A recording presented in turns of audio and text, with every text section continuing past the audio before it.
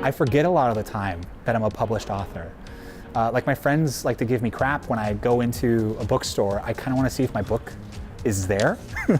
so sometimes so I can sign it, but also it's kind of like this reminder that I created a thing that lives outside of myself, and that's really cool. Storytelling. Like that is, I think, one of the things that defines us as humans, is we tell stories. You learn how to take that and do it with words, do it with pictures, do it with sound. I think the way that you grow is by making mistakes. You grow by failing, but it's not like a failure if you learn something from it.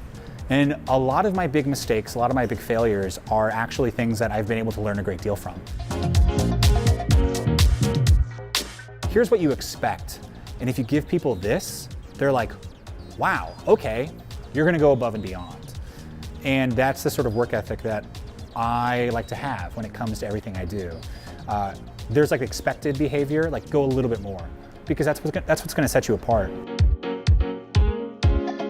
I was in the marching band. The first game. It's showtime as the corner. When I ran out. Oh, I'm getting emotional. It was amazing. Oh, Val's. Yeah, all the way. Honey barbecue wings with every possible condiment I could dip in. Oh, cat person. My cat, his name is Tiberius, and he's gigantic.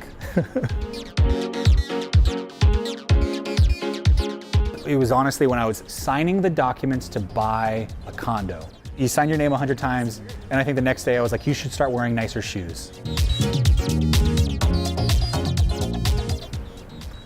I'm all hat and all saddle.